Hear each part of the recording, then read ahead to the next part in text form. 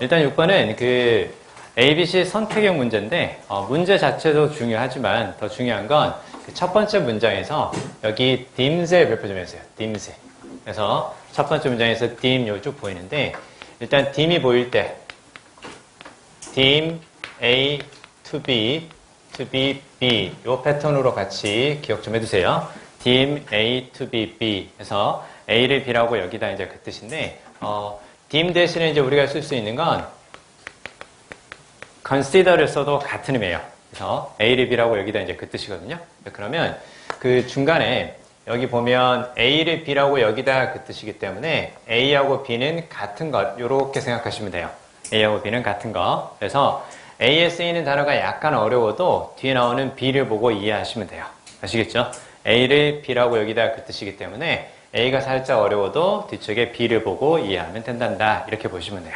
아시겠죠? 자, 그래서 여기 딱 나오는 reassuring 보이죠? reassuring. 이걸 어떻게 해석을 할 거냐? 이걸 고민하지 말고 reassuring은 뒤쪽에서 나오는 무엇이라고? bringing manufacturing back home 이렇게 보이죠? 그래서 중간에 지금 back home 이렇게 쓰였는데 back이라는 건 다시 이제 그 느낌으로 보시면 돼요. 그러면 가지고 오는 거야. 다시 어디로? 집으로. 그쵸? 다시 집으로, 즉 다시 원래 시설이 있었던 어디로? 본국으로 이제 이렇게 생각하시면 됩니다. 그러면 reassuring은 무엇이라고? 생산이나 혹은 제작을 다시 어디로? 본국으로 가지고 오는 것 이렇게 생각하시면 돼요. 그러니까 해외에서 만들어 놓았던 그 생산 시설을 다시 본국으로 가지고 오는 것 그것을 reassuring이라고 한단다.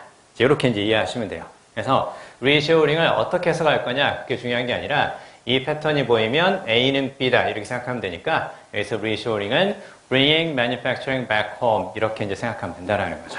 자, 일단 이거 하나 같이 기억해 두시고 자 그러면 popular press 이렇게 쭉 시작하죠. 대중 언론지는 reassuring을 bringing manufacturing back home 이것이라고 여깁니다. From a current location that is not home 이렇게 보이죠? 그래서 즉 본국이 아닌 현재의 장소에서 본국으로 다시 생산 시설을 가지고 오는 것 그것을 reassuring이라고 한단다. 됐죠? 자, 그 다음에 그 용어는 agnostic은 밑에 보이죠? 관련이 없는 이거 보이죠? 관련이 없는 이거 보이고 이쪽에 지금 as to에도 역시 별표 좀 해주세요.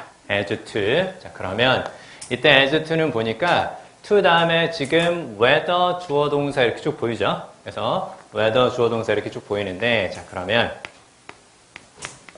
일단 as to는 뭐뭇에 대해서 그 뜻의 전치사라고 보시면 돼요. 즉 무엇과 비슷한 의미라고 about과 비슷한 의미라고. 자, 그러면 전치사 다음에는 뭘 쓰는 거니? 전치사 다음에는 명사라든가 동명사. 이거 다 들어봤죠? 그쵸? 전치사 다음에는 명사라든가 동명사를 쓰는 거고 그 다음에 이제 특히 중요한 건 뭐냐면 전치사 다음에 의문사, 주어, 동사 이렇게 나올 수 있다라는 점. 그리고 전치사 다음에 뭐뭐인지 아닌지 whether 주어, 동사 얘도 가능하다. whether 주어, 동사 얘도 가능하다라는 거죠. 그러니까 중요한 건 뭐냐면 as to가 전치사로서의 역할을 하는데 원래 전치사는 뒤에 명사나 동명사만을 쓴다. 이렇게 배웠는데 뒤에 뭐가 있다면 의문사나 whether가 있다면 뒤에 주어 동사가 나온단다. 이렇게 같이 알아두셔야 돼요. 아시겠죠? 그러니까 전치사 다음인데 주어 동사가 보일 수 있다. 앞쪽에 의문사나 whether가 있다면. 됐죠? 자, 그럼 거꾸로 볼 수 있어야 돼. 바로 뒤에 뭐가 보이면 얘가 보이거나 아니면 얘가 보이면 뒤쪽에서 주어하고 동사를 찾는다. 자, 이렇게 이제 보는 겁니다. 자, 그러면 그 용어는 이것에 대해서는 관련이 없습니다. 자, 그 용어는 즉 the term이라는 건 앞에 나오는 그 reassuring을 가리키는 거겠죠. 그래서 reassuring을 뭐뭐인지 아닌지에 대해서는 관련이 없습니다. 자, 그러면 whether가 보이고 뒤쪽에서 the manufacturing 이게 이제 주어가 되겠죠. 제작이라든가 생산 이게 이제 주어가 되는 거고 그러면 주어 역할하는 명사가 보이고 뒤쪽에 ing 분사 형태를 묻고 있는 거죠. 분사 형태를 묻고 있고 그 밑에 보니까 occurred라는 이제 동사 딱 보이죠. 아, 그러면 whether 주어 동사의 패턴인데 그 주어를 수식하는 거 뒤에 그냥 ing를 쓸 거냐 아니면 being PP 형태를 쓸 거냐 이걸 이제 묻고 있다라는 거 볼 수 있겠죠. 자, 그러면 주어 역할하는 품사가 명사니까 명사를 뒤에서 수식하는 거 동사의 ing 현재 분사죠. 그쵸? 현재 분사는 당연히 어떤 의미를 담고 있는 거고 당연히 능동의 의미를 담고 있는 거고 근데 뒤쪽엔 지금 ing로 시작하지만 원래 어디에서 나왔기 때문에 be 플러스 pp 형태로 나왔기 때문에 얘는 ing라고 해서 능동은 아니겠죠. 그쵸? 원래 어디에다가 be, pp에다가 ing 형태를 붙인 형태잖아요. 자, 그러면 얘를 이제 어떻게 생각하는 거냐? ing면 기본적으로 능동은 아니지만 진행의 의미를 담고 있는 거 아니야? 그 다음에 be 플러스 pp 형태니까 당연히 수동 아닌가? 이제 이렇게 생각해 보는 거예요. 자, 이게 이제 살짝 낯설게 느껴질 수도 있는데 이게 앞에 명사를 수식하는 분사 패턴에서 즉 여기 볼까요? 이렇게 명사를 수식하는 게 있는데 명사를 수식할 때 동사에서 빌려온 거 두 가지가 대표적으로 있죠. 자, 동사가 앞에 나오면 명사를 그대로 수식할 수는 없으니까 모양을 살짝 바꿔서 ing라든가 ed 우리가 흔히 말하는 이제 pp의 과거 분사 형태 얘를 쓰거나 아니면 이렇게도 가능하다라는 거예요. being pp 형태 이렇게 세 가지 형태가 가능하다. 자, 그리고 특히 최근에 잘 나오는 건 바로 뭐냐? 세 번째 being pp 형태 있죠. 세 번째 being pp 형태 요게 최근에 잘 나옵니다. 명사를 수식할 때 ing pp는 우리가 많이 들어봤던 거잖아요. 근데 being pp 형태도 있단다.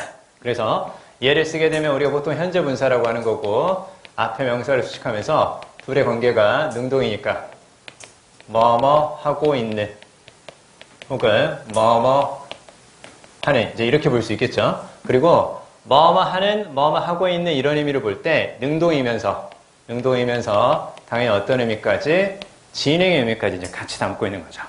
그러니까 앞에 나오는 명사가 뭐뭐 하고 있는 능동이면서 진행의 의미를 같이 담을 때는 그때는 그냥 ing.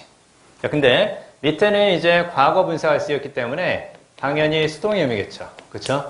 당연히 수동의 의미가 될 거고 그 다음에 요걸 딱 해석해 보면 뭐뭐 되고 있는 뭐뭐 되는 그 뜻이죠. 그쵸?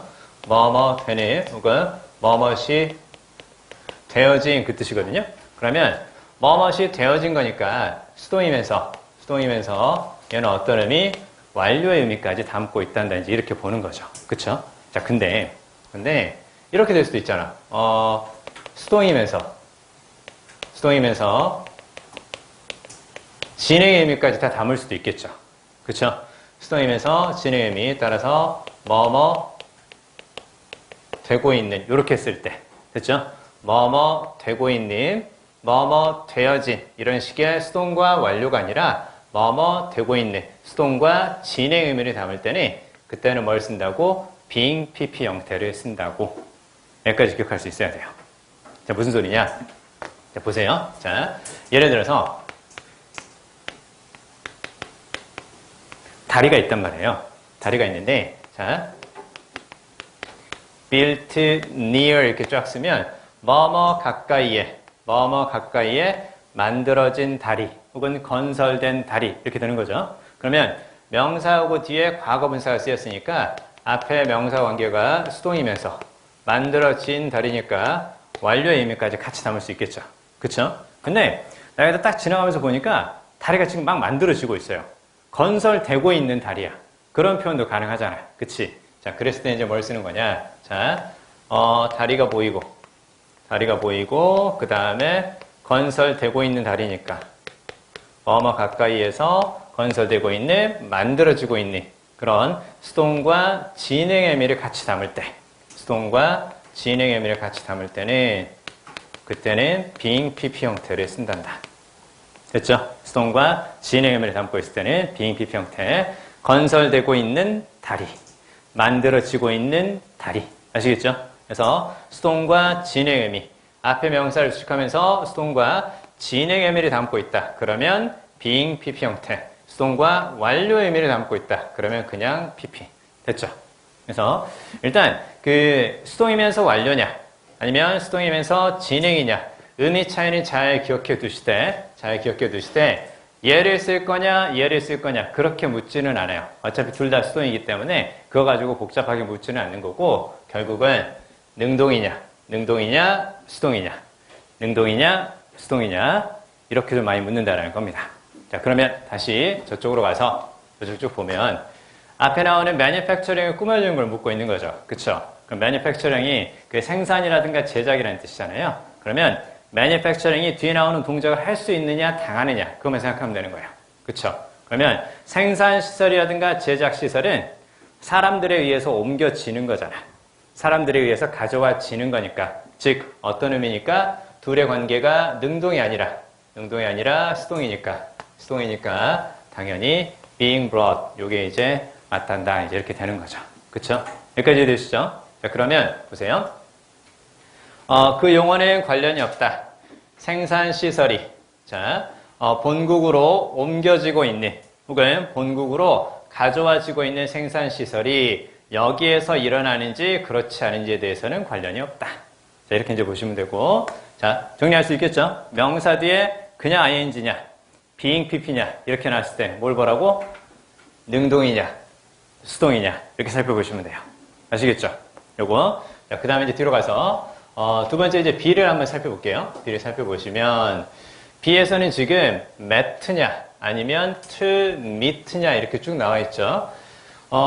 일단, 형태를 보고 접근을 좀 해주시고, 이 형태상의 차이점들을 좀 같이 기억을 좀 해두셔야 돼요. 형태를 보고 접근하고, 형태의 차이점을 보자. 뭔 소린가? 자, 여기 일단 매트 보이죠? 그쵸? 그래서, 이렇게 한번 볼까요? B번에서 지금 하나는 매트를 썼고, 또 하나는 이제 지금 to meet 이렇게 쭉 썼단 말이야. 자, 그러면, 자, 매트는 기본적으로 어떤 형태니? 매트는 과거가 될 수 있죠. 즉, 과거 동사가 될 수도 있고. 잘 들어야 돼. 과거 동사가 될 수도 있고, 그 다음에 뭐가 될 수도 있겠니? 과거 분사가 될 수도 있겠죠. 그쵸? 과거 분사가 될 수도 있고. 그 다음에 to meet는 당연히 to 다음에 동사의 원형이니까 to 부정사죠? 그쵸? to 부정사고. 문장의 마지막에 보이는 to 부정사는 주로 어떤 뜻이냐? 문장의 마지막 부분이잖아. 그때 to 부정사는 주로 목적입니다. 뭐뭐 하기 위해서 여기까지 이렇게 이제 목적임이라는 걸 볼 수 있겠죠. 그쵸? 일단은 형태하고 의미상으로 이제 살짝 구별할 수가 있는데, 자, 그러면요. 앞쪽에 한번 내용을 한번 살펴봅시다. 내용을 살펴보시면, 과거 동사나 과거 분사가 쓰여야 맞는 건지, 아니면 문장 마지막에서 뭐뭐 하기 위해서 목적으로 해석되는 to 부정사가 맞는 건지, 일단 이제 그걸 보는 건데, 자, 보세요. 자, 예를 들어서 GE라는 기업이 자신의 appliance manufacturing이니까 가전제품 생산 시설이에요. 그렇죠? 가전제품 생산 시설이 어디로부터? From its production facility in China. 자, 일단 from하고 그 다음에 그 밑에 to 이렇게 쫙 보이죠. 그렇죠? 그러면 from A to B니까 A에서 B로 이제 이렇게 쓰인 거지. 그치? 그러니까 GE라는 회사가 있어요. 제너럴 일렉트로닉스인가? 아무튼 뭐 그거야. 그래서 이렇게 가전제품 만들고 그러는데 비싸고 좋아. 자, 아무튼 자, 그래서 그 가전제품을 만드는 회사가 자신의 생산 시설을 어디에서? 중국에서 어디로? 다시 이제 본국으로 이렇게 가지고 오는 거죠. 그걸 리쇼어링이라고 한다는 얘기야. 가지고 오는데, 자, 보세요. 자, 그러면 중국에 있는 생산 시설에서 자신의 공장으로 가지고 옵니다. 여기까지 끝나죠. 그렇죠? 여기 끝납니다. 자, 그리고 밑줄이 됐건 아니면 ABC 선택형이 됐건 좌우지간 문법적인 요소를 물어보는 것 주변을 일단은 잘 살펴봐야죠. 그럼 앞쪽에 뭐가 보이니? 앞쪽에 일단 명사 보이죠. 그쵸? 자, 앞쪽에서 G라는 주어가 있고요. 그 다음에 reshowed라는 동사가 있고, 그 다음 뒤에 is appliance manufacturing 목적어 있고, 그 다음에 from A to B 이런 패턴으로 주어진 문장이고, 마지막에 명사로 끝났어요. 그쵸? 이제 문법적인 요소를 물어보는 것 앞쪽에서 그렇게 명사로 딱 끝났는데, 자, 그러면 일단 앞쪽에 동사 보이죠? 동사 보이기 때문에 여기에 met를 쓴다면 met는 무엇은 아닐 거라고? met는 과거 동사는 아니겠죠. 그렇죠? 왜? 앞에 동사가 하나 있으니까 또 동사가 나올 수는 없잖아.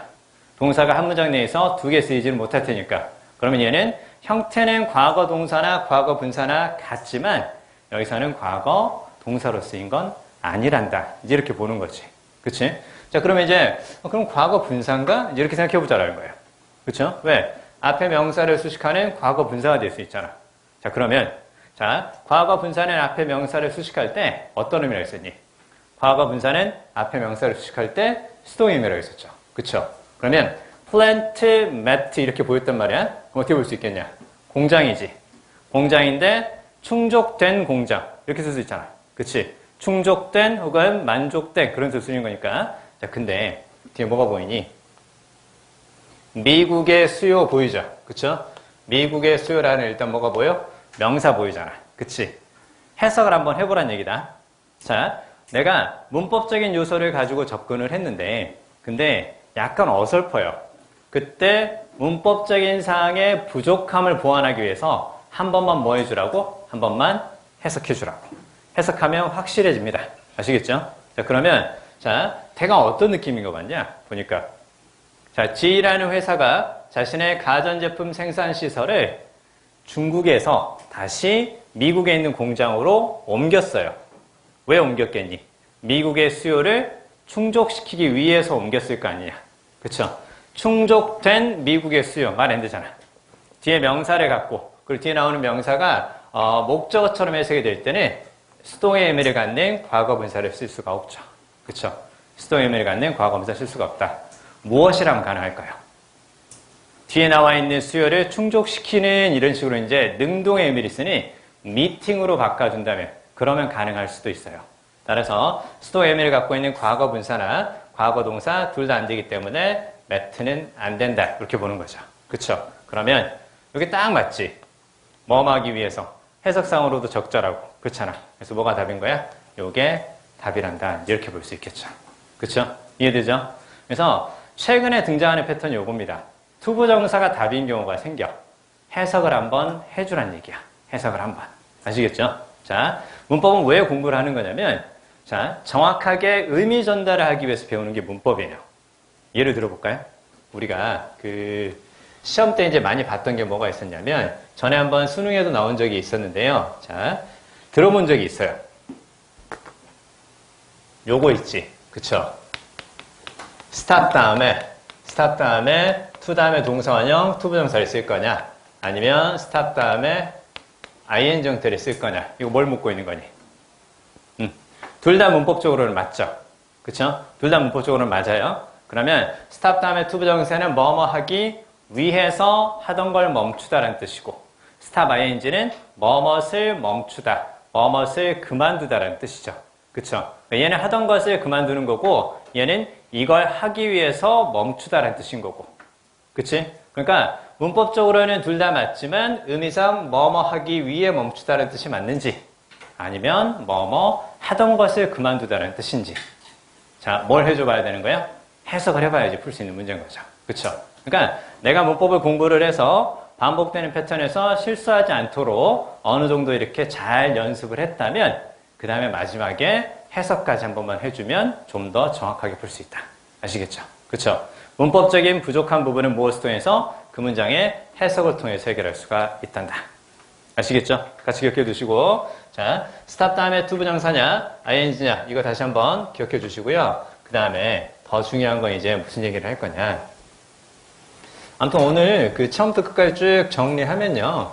웬만한 문법적인 패턴들은 정리가 될 거고 이 중에 이제 6평에 나올 수 있으니까 오늘 했던 거 꼭 좀 정리 좀 해주세요. 꼭 좀 정리해 주시고 그리고 문법이기 때문에 들었던 내용이 들었을 때는 이해가 되지만 혼자 또 복습하려면 이해가 잘 안 될 수도 있잖아요. 그러니까 지금 요거 유튜브에 영어 솔루션 존 앤 튜브 그렇게 들어가시면 자 확인할 수 있으니까 문법이니까 다시 한번 편안한 마음으로 쭉 한번 들어보면서 정리하시는 것도 괜찮습니다. 구독과 좋아요는 필수니까 꼭 해주시기 바랍니다. 은근 신경 쓰이더라고요. 자, 아무튼 무슨 얘기를 또 할 거냐. 자, 문장 맨 마지막이에요. 잘 들어요. 문장 맨 마지막에 즉 주어 동사가 있어. 주어 동사가 있고 문장 맨 마지막에 to 다음에 동사원형 이렇게 딱 투부정사가 보이면 투부정사 보이면 자, 두 가지 생각한다. 두 가지. 먼저 이렇게 나왔을 때 문장 맨 마지막이라고 했었어요. 앞에서 하나의 완전한 의미가 끝나고 하나의 완전한 문장이 보이고 나서 뒤쪽에 투부정사가 보이면 기본적으로 얘는 목적의 의미로 해석한다. 목적의 의미에 따라서 뭐뭐 하기 위해서 이렇게 목적임을 해석하고요. 거의 대부분 이렇게 해석하시면 돼요. 자, 근데 자, 비슷한 패턴인데 주어 동사가 보이고 뒤쪽에서 only to 동사 원형 이렇게 보일 때는 조금 다르단다. 물론 똑같이 앞쪽에서 하나의 완전한 문장이 나온다는 것까지는 꼭 기억을 해두셔야 돼요. 자, 완전한 문장은 주어 동사 보어나 주어 동사 목적어가 있고 의미상도 완전할 때 그때 완전한 문장이라고 했었죠. 자, 이런 식의 자, 완전한 문장이 보인단 말이야. 자, 그리고 나서 얘는 거의 그 고정화된 표현이에요. 단지 뭐뭐 하기 위해서 이렇게 해석되는 경우는 사실 많지 않아요. 많지 않고요. only to 동사가 이렇게 딱 보이면 그때는 어떻게 해석하자고? 결과로 해석하자고. 앞에서 뭐뭐 했다. 그리고 뭐뭐 하다. 됐어요? 결과로 해석하자. 목적이 아니라 앞에서 뭐뭐 했다. 그리고 혹은 그러나. 둘 다 가능해요. 둘 다 가능하니까 앞뒤 문맥에 따라서 그리고 혹은 그러나 뭐뭐 하다. 이런 식의 결과로 해석한다고. 두 가지만 잘 기억해 주세요. 이 두 가지만 잘 기억해 주시고 예문 하나까지 같이 적어주세요.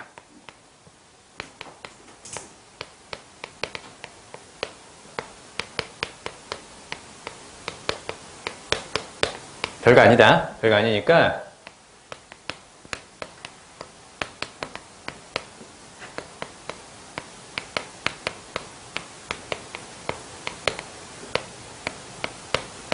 오늘 이거 쓰려고 어저께 잠 안 자고 외워왔단 말이야. 자, 그러니까 여러분 꼭 써야 돼요. 좀 틀리지 않고 잘 썼다. 아이고 다행이네. 자, 아무튼 여기 지금 학생들이 있는 겁니다. 자, 그 다음에 자 중요한 건 뭐냐면 보세요. I arrived at the station. 내가 그 역에 도착했어. 그쵸? 내가 역에 도착했고 그 다음에 이제 뭐가 보이는 거냐? Only to find that the train had already left 이렇게 보이죠?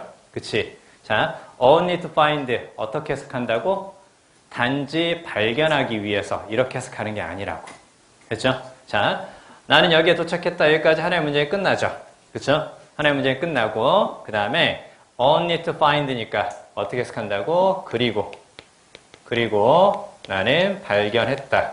그리고 알게 되었다. 이렇게 해서 나타나는 거죠. 무슨 말 이해되시죠? 자, only to 동사 원형 그리고 뭐뭐하다 혹은 그러나 뭐뭐하다 이렇게 해석할 수 있다고. 난 여기에 도착을 했다. only to find. 그리고 발견하게 되었다. 기차가 이미 떠났다라는 것을 이런 식으로. 아시겠죠? 그쵸? 그러니까 문장 마지막에 이렇게 투부정사가 보일 때 그냥 투부정사는 보통 목적으로 해석하자. 그 다음에 only to 동사 원형은 결과로 해석하고 그리고 뭐뭐하다. 이런 식으로 보자한다. 됐습니까?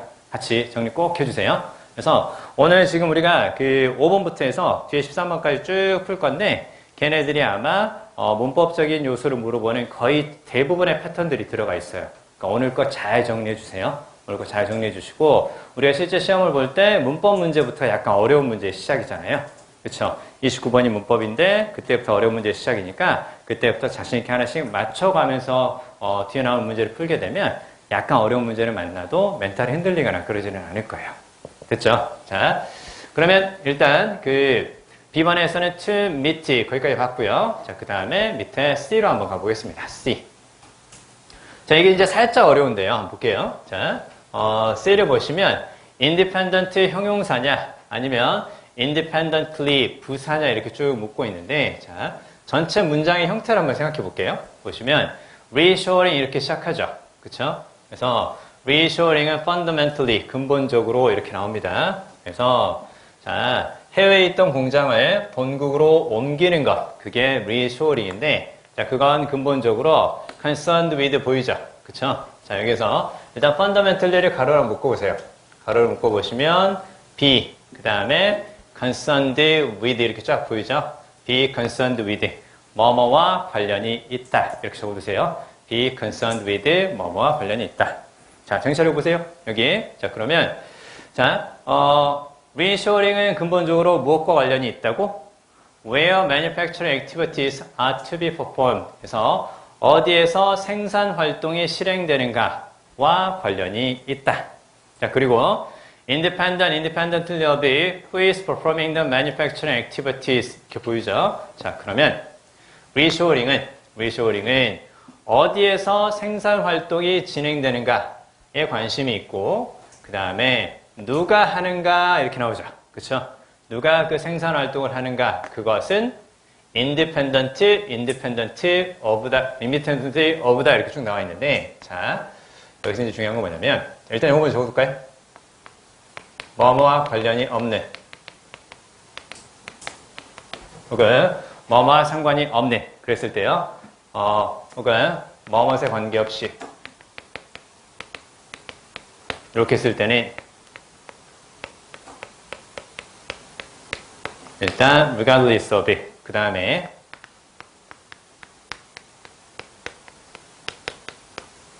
independent of, 일단 이 두 가지 먼저 기억해 주세요. 자, 뭐뭐와 관련이 없는, 뭐뭐에 관계없이 regardless of it, 그 다음에 independent of it. 일단 이 패턴으로 많이 쓰이고요. 이것과 비슷한 게 요겁니다. 원래 independent는 그 독립하는 그 뜻이잖아요. 그쵸? 그러면 뭐뭐에서 독립했다라는 것은 그것과는 관련이 없다라는 뜻이 될 테니까. 그쵸?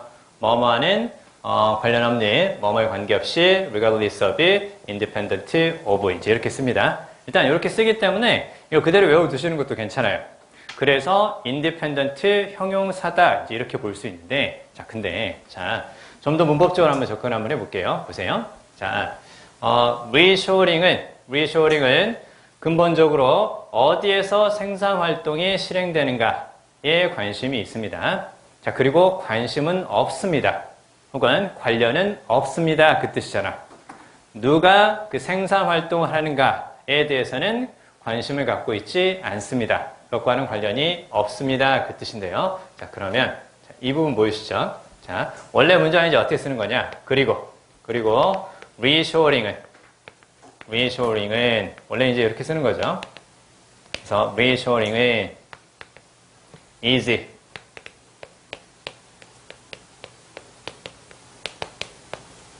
이렇게 쓰는 거거든요.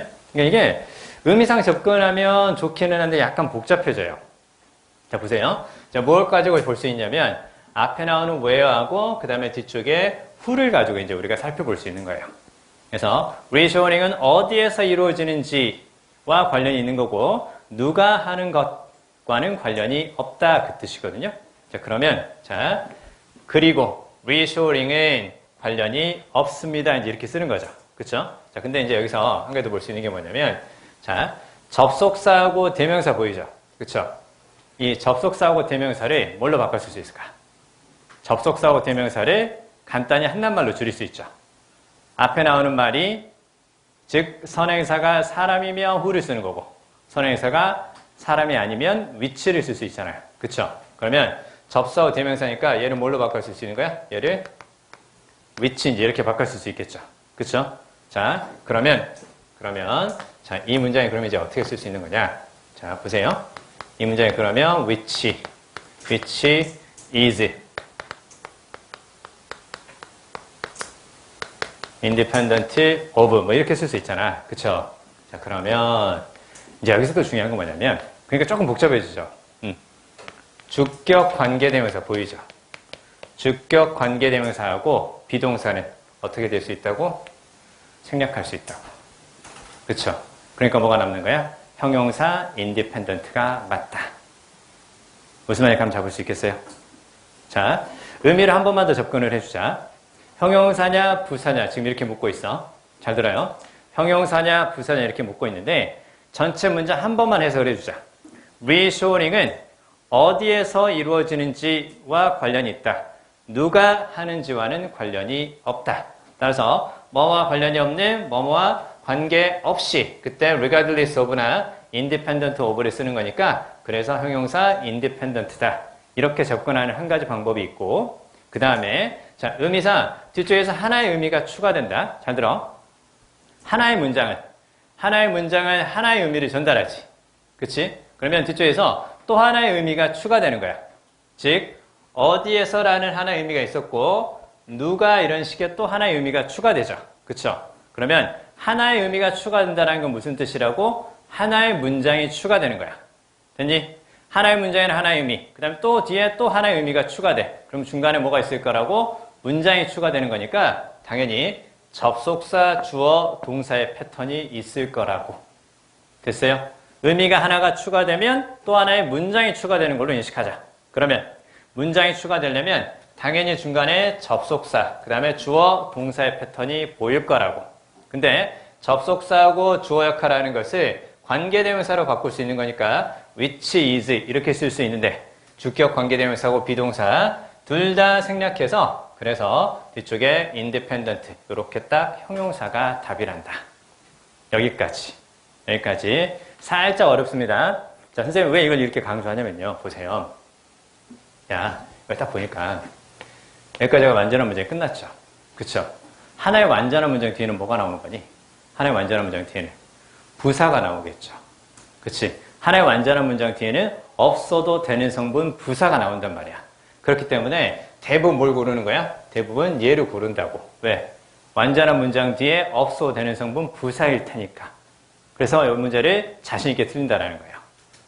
무슨 말인지 알겠냐? 자, 하나의 완전한 문장 뒤에 지금 추가되는 의미가 발생한다. 그래서 선생님이 맨 처음에 where냐, 그 다음에 who냐, 그 얘기를 이제 그래서 한 거예요. 그쵸? 그러면 where에 관심이 있고 who에는 관심이 없는 거야. 추가되는 의미가 발생한다라는 것, 그걸 잘 생각해 주시고 추가된 의미가 발생할 때 이런 식의 패턴이 이루어지니까 그래서 무엇이라고? 형용사라고 이렇게 정리해 두시면 돼요. 약간 새로울 수 있으니까 다시 한번 꼭 정리 좀 해주세요. 아시겠죠? 자, 거기까지 보시고 그 다음에 7번 보겠습니다. 7번으로 넘어주세요.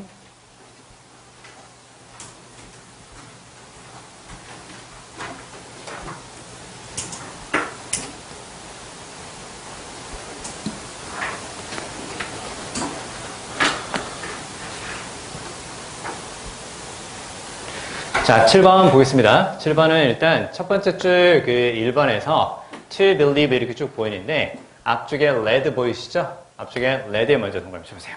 led. 자, 일단 얘는 또 뭘 묻고 있는 거냐? 이렇게 한번 볼까요? led는 lead에서 나왔죠. 그쵸?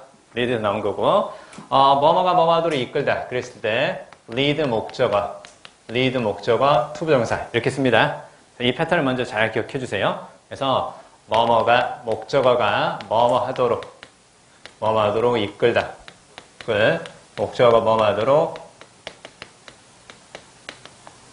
만들다 이렇게 쓸 수 있습니다. 자, 그러면 자, 여기서 이제 중요한 건 뭐냐면 목적어가 뭐뭐하도록 만드는 거죠. 목적어가 뭐뭐하도록 이끌거나 만드는 거니까 목적어와 뒤에 나오는 투부정사의 관계가 무엇이라고? 능동이라고 이렇게 볼 수 있겠죠. 그쵸? 그러니까 투부정사는 그냥 동사에다가 to만 붙인 거야. 그치?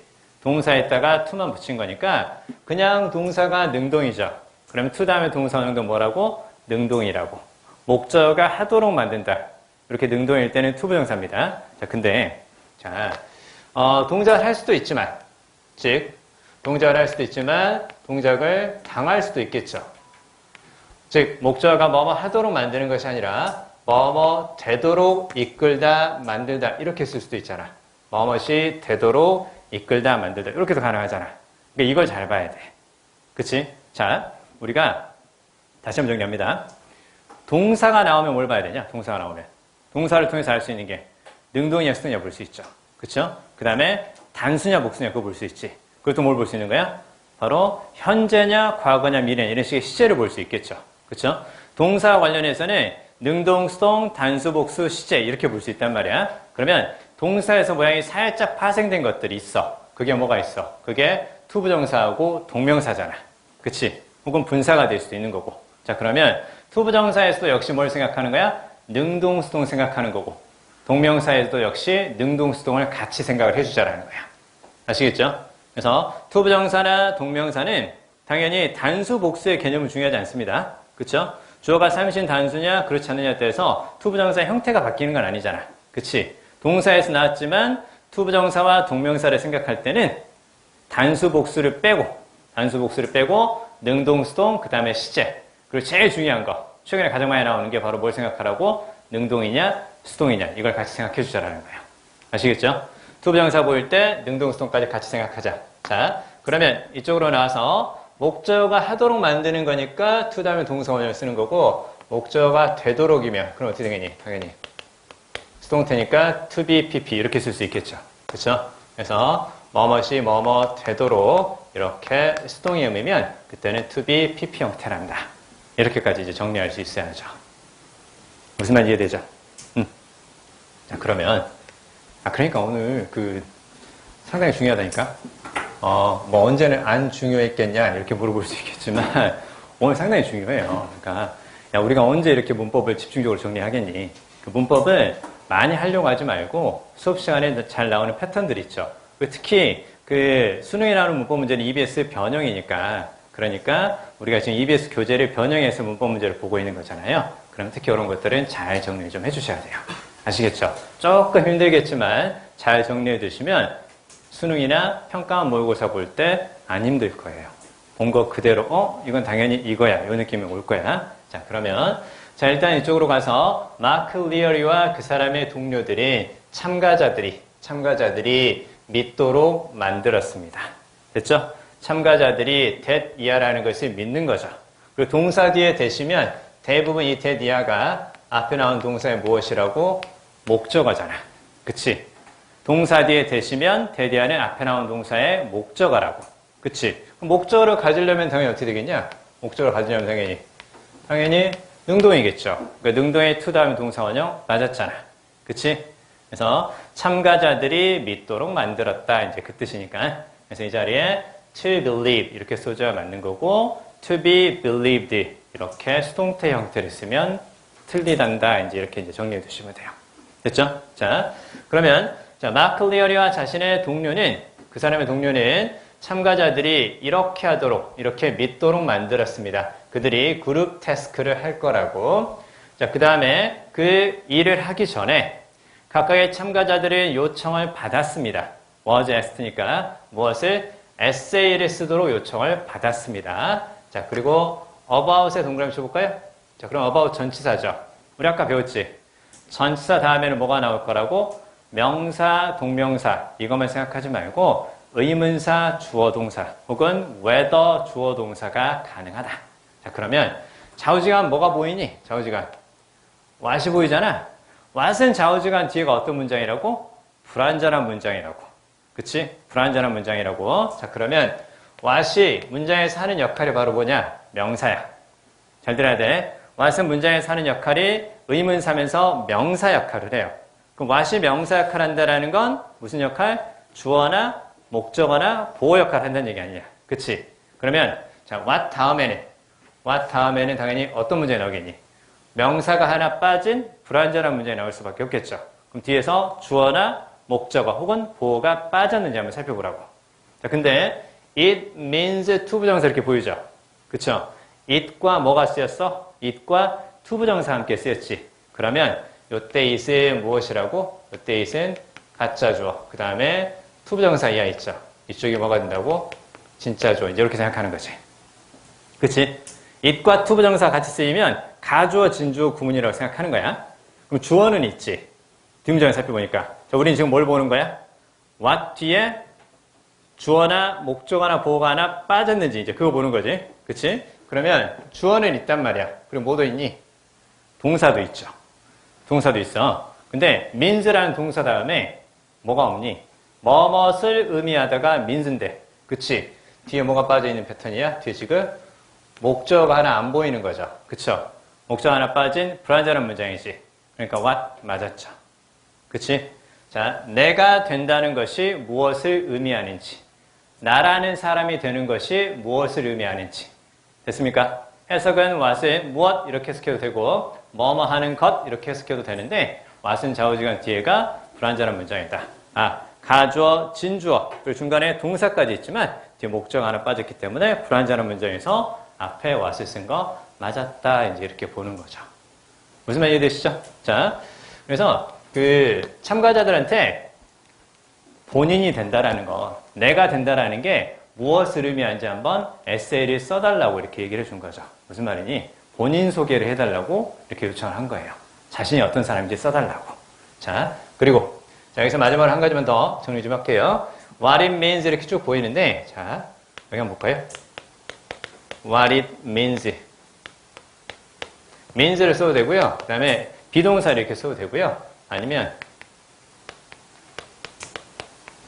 이렇게 쓰는 경우도 있어요. feels like를 쓸 수도 있고 그 다음에 여기 like가 이렇게 들어가도 되고 그렇지 않아도 상관없습니다. 보통 이런 식의 패턴하고 그 다음에 뒤에서 to 다음에 동사 원형 이렇게 나왔을 때 뭐뭐 하는 것이 무엇인지 혹은 무엇을 의미하는지 보통 이런 패턴이에요. 자, 그랬을 때 앞에 나오는 it이 가짜 그리고 뒤쪽에 나오는 투부정사 이하가 진짜 이렇게 이제 생각하시면 됩니다. What it means to 동사 원형, what is like 혹은 what is 투부정사 그 다음에 what it feels like 투부정사 이런 식으로 뭐뭐 하는 것이 무엇인지 이렇게 볼 수 있다는 거죠. 같이 기억해 주세요. it은 가주어, 투부정사 이하가 진짜주어. 보통 저런 식의 구조를 가지고 있고 뒤에가 불완전한 문장이니까 what을 쓴단다. 거기까지. 됐죠? 여기까지. 이 덩어리 형태로 많이 나오기 때문에 꼭 기억 좀 해두세요. 이 덩어리 형태로. 자, 그 다음에 이제 2번까지 맞게 쓰인 거고요. 이제 3번 한번 봐볼게요. 자, 그러면 자, 실험자는 자 그리고 나서 각각의 사람이 쓴 에세이를 다른 참가자들에게 줬습니다. 그렇죠? 그러니까 처음에 참가자들에게 본인이 무엇인지, 본인이 되는 것이 무엇을 의미하는지에 대해서 이렇게 에세이를 쓰라고 했고 그걸 이제 다른 사람들한테 줬다라는 거죠. 자, 그 다음에 자 여기 일단 또 뭐가 보이냐면 후에 동그라미 쳐보세요. 후에 동그라미 쳐보시고 그 다음에 뒤에 were asked가 이제 동사죠. 그쵸? 오늘 이제 계속 이런 얘기예요. 조금 복잡하고 어렵더라도 잘 따라와야 돼요. 그러면 were asked가 이제 동사니까 그러면 이때 who는 당연히 동사 앞에 쓰인 거 주격 관계대명사죠. 그쵸? 주격 관계대명사 이 구조를 보이고 있는데 자 그러면 지금 3번에서 묻고자 하는 것은 관계대명사 주격 다음에 were asked라는 거, 즉 be 플러스 pp 형태의 수동태 거기에 밑줄을 그어놓은 거죠. 그쵸? 자, 그래서 어떻게 생각해 볼 수 있는 거냐 이렇게 한번 볼까요? 앞에 명사가 있고 그 다음에 뒤쪽에 주격 관계대명사가 보일 때 앞에 명사가 있고 뒤쪽에 주격 관계대명사가 보일 때 자 그러면 주격이니까 뒤쪽에 당연히 동사가 나오겠죠. 동사 나올 건데 관계대명사 주격 앞에 쓰이는 명사는 앞에 쓰이는 거니까 당연히 선행사라고 보는 거고 그렇죠? 그 다음에 관계대명사는 뭐가 있을까요? 주격 관계대명사 앞에 선행사에 따라서 사람이면 who를 쓸 거고 뭐 그렇지 않으면 which를 쓰거나 사람, 사물 둘 다 관계없다. 그럼 뭐 that을 쓰겠죠? 그쵸? that 쓸 거고 자 그리고 나서 뒤쪽에 동사니까 당연히 여기 쓰이는 요 동사를 통해서 뭘 볼 수 있는 거냐 동사는 당연히 단수냐 복수냐를 봐야 되겠죠? 그 다음에 동사는 그 다음에 봐야 될 게 능동이냐 수동이냐 이제 이걸 보자는 얘기잖아. 그치? 동사와 관련해서 시제 문제는 잘 나오지는 않아요. 왜냐면 해석하기에 따라서 그 약간 애매한 상황이 발생할 수 있기 때문에 동사와 관련해서 많이 묻는 건 단수, 복수, 그 다음에 능동, 수동이다. 이제 이렇게 봐야 돼요. 자, 그러면 결국은 단수를 쓸 거냐, 복수를 쓸 거냐, 능동이냐, 수동이냐는 주어에 따라서 정해지지만 얘네들만 가지고 판단할 수는 없죠. 왜? 얘네들은 주격, 관계, 대명사야. 대명사이기 때문에 대신하는 명사에 따라서 달라지는 거죠. 즉, 앞에 선행사에 따라서 단수냐, 복수냐, 능동이냐, 수동이냐 이제 이렇게 판단하자라는 겁니다. 아시겠죠? 자, 그러면 앞쪽에 보면 other participant라는 선행사 보이죠? 선행사 보이고 얘네들이 어떻게 되는 거야? 얘네들이 이제 가리키도록 또 요청을 받은 거죠. 그쵸? 즉, 맨 처음에 참가자들에게 에세이를 쓰라고 요청을 했어. 본인이 어떤 사람인지 에세이를 쓰라고 딱 요청을 했고 그 에세이를 걷었어. 그러고 나서 그걸 다른 사람한테 나눠준 거죠. 그러고 나서 그 에세이를 읽어보고 나서 어떤 사람과 일하고 싶으세요? 라고 가리켜 달라고 다른 참가자들이 요청을 받은 거잖아. 그치? 요청을 받은 거니까. 그러니까 뭘 써줘야 맞는 거야? were asked 이렇게 써줘야 맞겠지. 그치? 자, 에세이를 읽어보시고 가장 마음에 드는 사람을 골라주세요. 누구와 같이 일하고 싶은지 골라주세요. 라고 실험자가 요청을 했고 그 다음에 참가자들은 요청을 받은 거고. 그치? 요청을 받은 거니까 were asked 요거 맞았고 이 자리에 능동의 의미에 asked 이렇게 쓰면 틀리단다. 이렇게만 같이 적어주세요.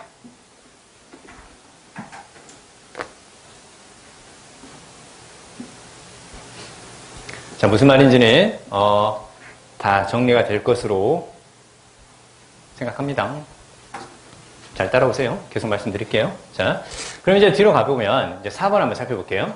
4번은 간단해. randomly 보이죠? randomly. 그래서 그 형용사 플러스 ly의 부사 형태죠. 그쵸? 그래서 무작위로 그 뜻인데 뒤에 지금 동사 보이죠? 그쵸? 동사를 꾸며주는 거 당연히 부사. 맞았네. 그럼 간단히 보시면 돼요. 동사를 꾸며주는 거 부사. 맞게 쓰인 거고. 자, 그 다음에 이제 뒤에 이제 쭉 5번. 여기 보겠습니다. 5번 보시면. 자, 첫 번째 줄부터 쭉 한번 살펴보시죠. Participants in the walk-along condition. 그래서 혼자 일하는 상황에 있는 참가자들은 who believed they had been excluded. 자신이 제외됐다고 믿었던 혼자 일하는 상황에 있는 참가자들은 이렇게 보이는데요. 참고로 앞에 컴마, 뒤에 컴마 이렇게 중간에 관계대명사 절이 삽입이 된 거예요. 그러니까 관계대명사인데 앞에 컴마, 뒤에 컴마 이렇게 되면 문장 중간에 추가되는 정보니까 가로를 묶어주세요. 가로를 묶어주시면 자, 그러면 맨 앞에 뭐가 보이니? 맨 앞에 participants 주어 보이죠? 그쵸? 그러니까 선생님이 왜 이렇게 접근을 하냐면 우리가 보통 딱 이것의 모양만 보고 생각을 하면 동사 A인정태니까 능동이라고 생각하잖아. 그치? 그러니까 능동이냐 수동이냐 그것만 따져보면 안 된다고. 요즘엔 ing 밑줄이 있을 때 그게 동사냐 동사가 아니냐 이것도 많이 물어봐요. 따라서 ing 밑줄이 딱 보이면 일단 기본적으로 전체 문장의 구조를 한번 살펴보자는 얘기야. 알겠니? 전체 문장의 구조. 자, 그러면 맨 앞에 주어는 있잖아. 하나의 문장에는 하나의 주어, 그 다음에 또 하나의 동사가 필요한 거잖아요. 그쵸? 뒤에 아무리 봐도 동사 안 보이죠? 그리고 관계대명사 다음에 쓰이는 동사는 기본적으로 가로로 묶는 거예요. 왜? 관계대명사에 쓰이는 동사는 기본적으로 앞에 나올 명사에 대한 수식하는 역할을 하는 거니까. 그치? 자, 그러면 여기에 동사가 있으니까 이렇게 생각하지 말고 얘네들은 관계절 안에 쓰인 거니까 기본적으로 가로를 묶으세요. 그럼 주어 다음에 동사가 없죠. 동사가 없으니까 얘를 동사 형태로 바꿔줘야 맞는다. 그래서 보고했다, 이야기했다. 됐죠? 보고했다, 이야기했다, 말했다. 이런 식으로. 됐죠? 참가자들이 뭐뭐라고 말을 했습니다. 그 뜻이에요. 참가자들이 뭐뭐라고 말을 했습니다. 이때 reported는 보고했다 이렇게 보는 것보다는 그냥 이야기했다 이렇게 보면 좀 더 자연스럽겠죠? 자, 주어가 있는데 동사가 없다. 따라서 5번을 동사 형태 reported로 바꿔줘야 된다. 이렇게 보시면 돼요. 5번에 별표 좀 해주세요. 5번에 별표. 자, 기본적인 사항을 많이 묻습니다. 특히 주어가 길 때 앞에 주어가 있고 뒤쪽에 동사가 있는지 파악할 수 있는가. 이 기본적인 패턴 아주 많이 물어보니까 꼭 기억을 좀 해주세요. 아시겠죠? 자, 뒤로 가겠습니다. 8번 보겠습니다. 8번.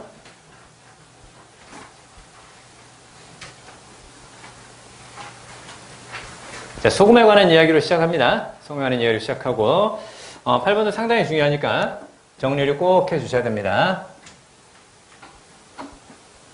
오늘 안 중요한 게 없을 거예요.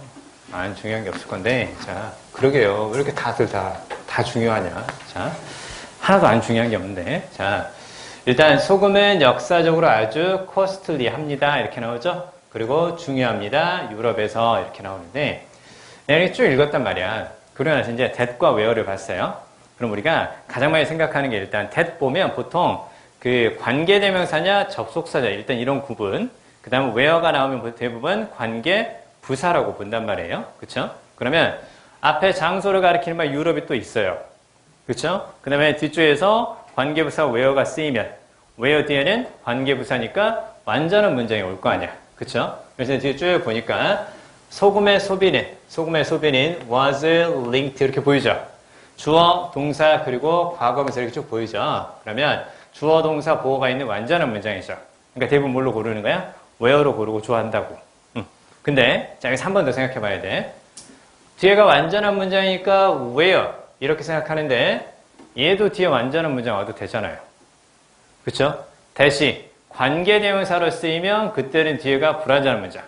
그러나 대신 동격의 접속사 혹은 부사절의 접속사로 쓰이면 뒤에가 또 완전한 문장이 온단 말이야. 그치? 그러니까 that도 뒤에 어떤 문장이 올 수 있다고 완전한 문장이 올 수 있다라는 겁니다. 그래서 생각해야 되는 게 바로 뭐냐? 앞쪽에 뭐가 보이니? 이거 보이죠? 그쵸? 앞쪽에 so 보이죠?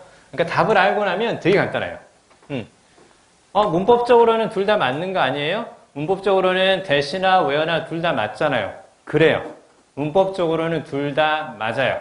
하지만 의미상 뭐가 더 적절하다고? 의미상 so that 이게 더 적절하다라는 겁니다. 아시겠죠? 그러니까 헷갈릴 때는 마지막에 뭘 해달라고? 해석을 한번 해보라고. 그래서 아주 뭐뭐 해서 뭐뭐 하다. 혹은 뭐뭐 해서 뭐뭐 하다. 이런 식의 원인. 그 다음에 뭐뭐 하다. 결과. 이 느낌을 전달한다. 원인과 결과의 느낌을 전달할 때 그때 so 다음에 형용사라든가 부사. 그리고 뒤에 that. 그리고 뒤쪽에서 주어 동사 이제 이렇게 쓴다라는 거죠.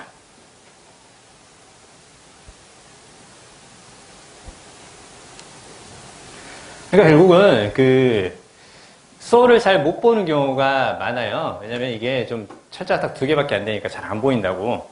잘 안 보여서. 그리고 보통 대시냐 where냐 이렇게 나오면 앞쪽 보지 않고 뒤쪽만 본다. 이렇게 생각하는 경우도 많기 때문에 그런데 문장 전체를 꼭 한 번만 봐주세요. 문장 전체를. 그래서 아주 뭐뭐해서 뭐뭐하다. 그래서 so that 이게 의미상 적절하단다. 이렇게 보는 거죠. 아시겠죠? 뒤에 완전한 문장이 왔을 때는 대시나 where 둘 다 됩니다. 둘 다 되기 때문에 의미로 한 번만 접근해주다. 아주 뭐뭐해서 뭐뭐하다. 이런 식으로 so that 이렇게 쓰는 거고. 자, 요거는 이제 또 한 가지 기억해 두셔야 될 건 바로 뭐냐면 여기 so 있죠. 여기 so는 부사입니다. 그쵸? 왜? 얘 혹은 얘 앞에 쓰이는 말이죠. 그쵸? 형용사나 부사 앞에 쓰이는 말이니까 얘는 당연히 부사죠. 부사인데 자 그러면 so 다음에 이렇게 물어볼 수도 있거든요. 이렇게 물어볼 수도 있어요. so 다음에 형용사냐 부사냐 이렇게 물어본다면 그때는 어떻게 생각할 수 있을까? 얘가 부사지. 그치? 부사는 문장에서 없어도 되는 성분이잖아요. 그럼 so가 없다고 생각하고 접근하자라는 거야. so 다음에 형용사냐 부사냐를 물으면 so가 없다고 생각하고 접근을 하자. 자 그러면 여기 보세요. 자 so 앞에 보니까 또 부사 보이죠? 부사는 기본적으로 가로를 묶으세요. 그러면 여기 지금 앞쪽에 뭐가 보여? was라는 비동사 보이지? 그치? 비동사 다음엔 당연히 뭐가 나오자 맞겠냐? 비동사 다음엔 당연히 보호 역할하는 형용사가 나오자 맞겠지? 그치? 자, 그래서 이제 여기서 이렇게 나오면 또 헷갈려요. 나중에 이제 어떻게 묻느냐면, 자, 여기에 쫙 밑줄을 그어놔요. 여기에 쫙 밑줄을 긋는다고. 그럼 이제 이거 어떻게 생각하는 거냐면, 뭐야? 전체를 또 안 보는 습관이 들이면 그게 이제 복잡한 건데, and네? 그치? important 앞쪽에 and네? and는 앞뒤가 같은 게 온다며. 그래서 보통 같은 게 온다고 해가지고 약간 어렵게 등, 위, 접속사 뭐 이렇게 말하는 경우도 있고 막 그래요. 근데 앞쪽에 딱 보니까 뭐가 보여? 이거 보이잖아. 그쵸? ly는 부사 아니야? 이렇게 생각한다고. 그래서 뒤쪽에서 importantly 똑같이 부사 형태로 바꿔줘야 되는 거 아니야? 틀렸네. 이렇게 생각할 수 있는데 그게 아니라는 걸 잘 봐야 된다. 자, 일단 전체적으로 뭐가 보이냐면 요거 부사니까 가로로 묶고 그 다음에 so도 없는 셈 칠 수 있으니까 가로를 묶어보면 요렇게 딱 지금 비동사가 보인단 말이야. 그러면 비동사 다음이니까 당연히 뭐가 나와줘야 돼? 형용사. and 다음에 또 똑같이 형용사. 맞았죠? 그쵸? 그리고 여기서 한 가지 더 정리해야 되는 게 바로 뭐냐? costly 보이죠? costly. 비싼 그런 뜻에 얘는 무엇이라고? 얘는 형용사라고 이제 이렇게 정리해야지. 그치? 비싼 그런 뜻의 형용사라고. 자, 정리합니다. cost, ly 이렇게 딱 있죠. 그쵸? ly로 끝났지만 얘는 지금 형용사야. 무엇이기 때문에? 명사 플러스 ly. 명사 플러스 ly는 뭐라고? 형용사라고. 됐죠? 명사 플러스 ly는 형용사라고. 이렇게 정리해야죠. 자, 그리고 형용사 플러스 ly니 그러면 뭐라고? 그게 부사라고. 이렇게 볼 수 있겠지. 그치? 그러니까 ly로 끝나면 무조건 부사다 이렇게 생각하면 안 돼. 명사 플러스 ly인지 형용사 플러스 ly인지 꼭 정리 좀 해주세요.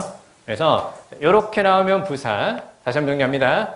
명사 플러스 ly는 그러면 그때는 뭐라고? 형용사라고 이제 이렇게 볼 수 있겠죠. 그쵸? 자, 그래서 우리가 이제 시험에 잘 나왔던 게 바로 뭐냐면, 이렇게 쓰는 것 중에 형용사가 뭐가 있냐? 요거 있지. timely. 시기적절한. 형용사야. 형용사. time 플러스 y니까. 그치? 형용사고. 그 다음에, 자, 다정한 친근한. 뭐 보이니? friendly. 당연히 형용사겠죠. 그쵸? 당연히 형용사가 될 거고. 그 다음에 이제, 요게 한번 기출이 된 적이 있거든요? 기출이 된 적이 있는데, leisurely를 적어두세요. leisurely. 여유 있는 그 뜻이야. 여유 있는 leisure 있죠, leisure. leisure에다 ly를 붙인 거. leisurely 하면 여유 있는 그런 뜻도 형용사라고. 그치?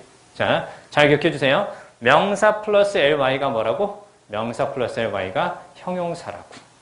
그쵸? 형용사라고. 따라서 여기서는 costly 형용사지. 그 다음에 important 형용사죠. 따라서 앞쪽에 비동사 was 다음에 보호 역할하는 형용사 두 개 다 다르게 쓰였단다. 여기까지 볼 수 있어야 돼. 그치?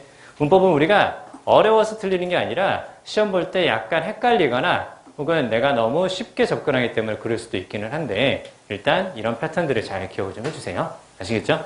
자, 그거 보시고 자, 그 다음에 B로 내려갑니다. 자, B로 가서 B의 별표. 사실 오늘의 하이라이트가 이제 제기대명사인데 이따가 제기대명사 한 번 더 나오거든요. 한 번 더 나오는데 자, 일단 한번 볼게요. 전체를 한번 살펴봐 주세요. 지금 below가 뭐뭐 아래 그런 뜻의 전치사입니다.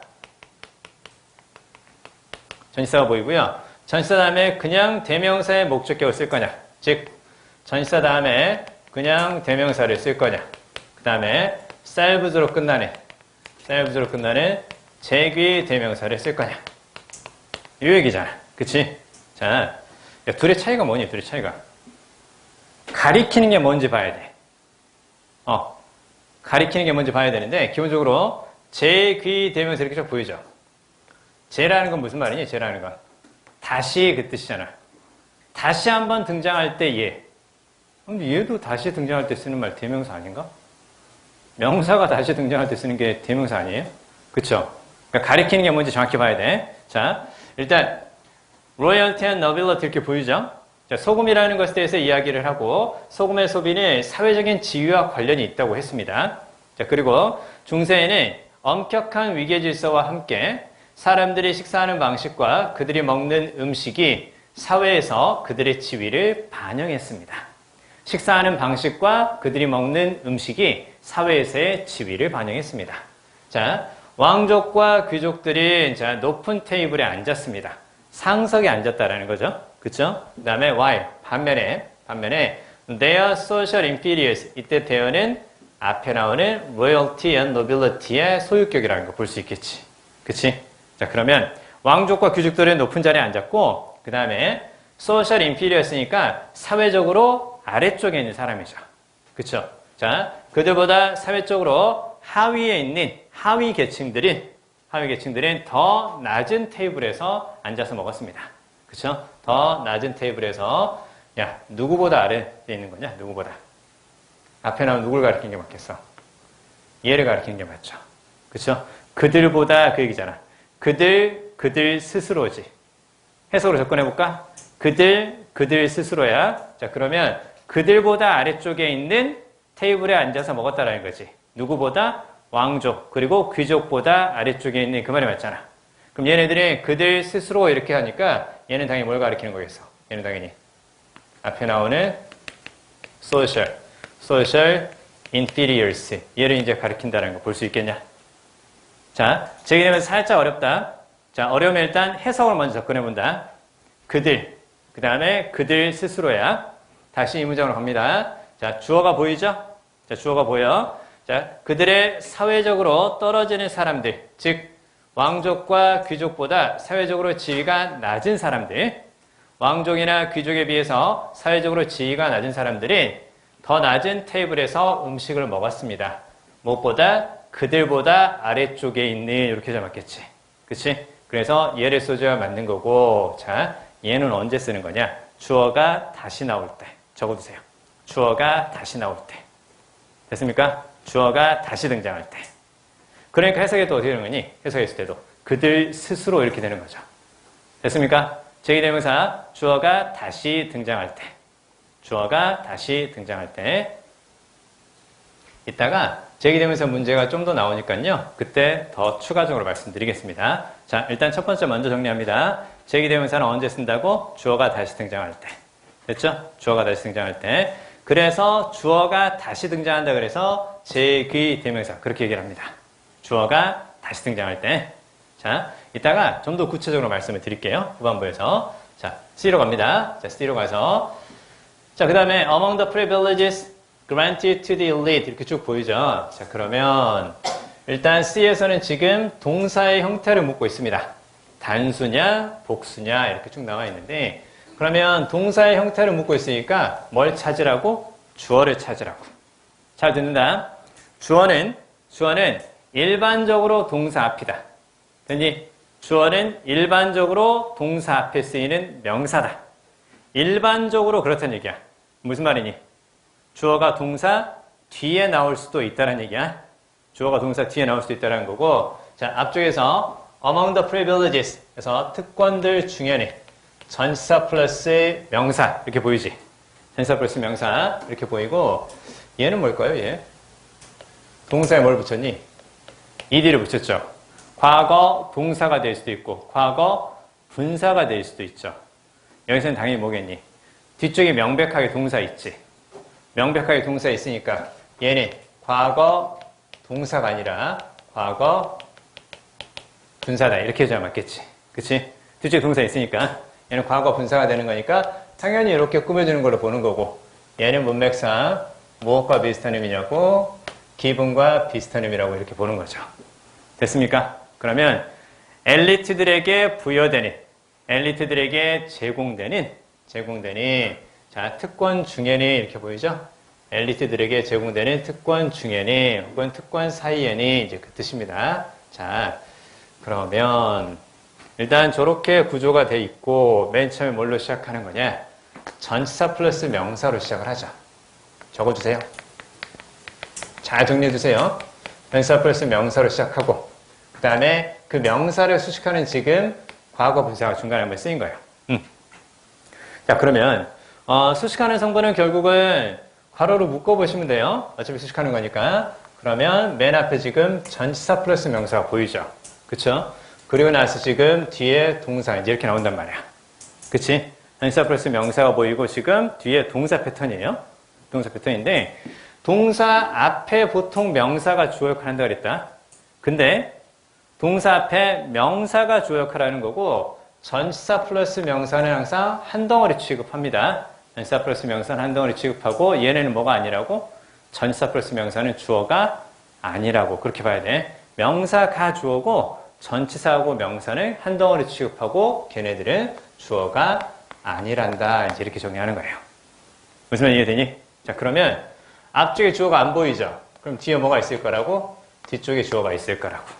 됐네? 앞쪽에 주어가 안 보이면 동사 뒤에 명사를 찾아서 동사 뒤에 명사가 동사를 단수를 쓸 거냐 복수를 쓸 거냐를 정해주는 주어가 될 거라고 이제 이렇게 보는 거지. 그쵸? 자 그럼 보세요. 자 아까 앞쪽에서 무슨 얘기를 했었냐면 소금 얘기했었잖아요. 소금은 사회적인 지위와 관련이 있었대.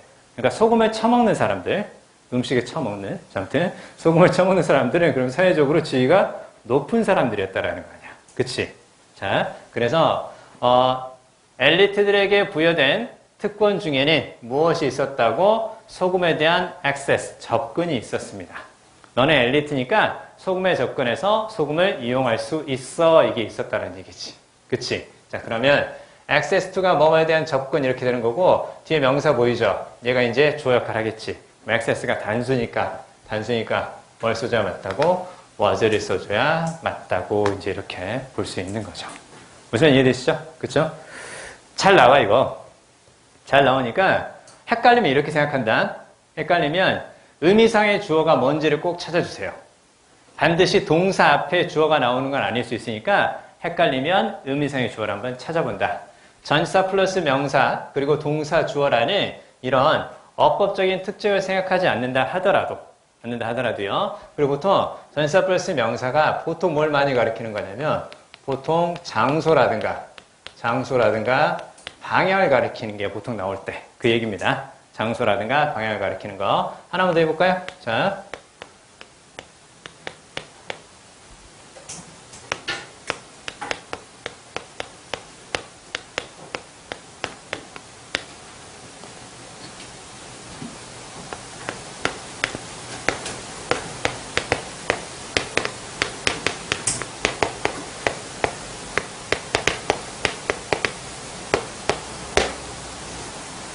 뭐가 다를까요? 적어주세요. 적어주시고 정답까지 한번 생각해 주세요. On the hill stands many historical buildings 이렇게 보이죠? 이렇게 물어보면 대부분 다 답을 찾아요. 그렇잖아. 그러니까 선생님 오늘 지금 아까 시작 때부터 계속 강조하고 있는데요. 문법이 조금 약하면 뭘 해보라고? 해석 한번 해보라고. 언덕 위에지. 서 있지. 언덕 위에 뭐가 서 있겠어?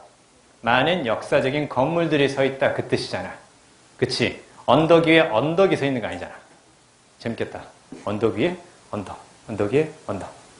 그렇다고. 자, 아무튼 자 그러면 전치사 플러스 명사, 동사, 주어 이렇게 봐도 되고 아니 의미상 뭐가 서 있는 거니까 의미상 얘가 서 있는 거잖아. 그치? 얘가 주어니까 당연히 뒤에 주어가 복수니까 뭐가 맞다고? 얘가 맞다고. 얘만 보고 단수 그렇게 생각하지 말고.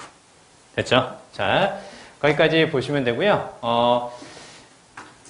지금 이 문제까지 보고 조금 쉬었다가 하도록 하겠습니다. 고생하셨습니다.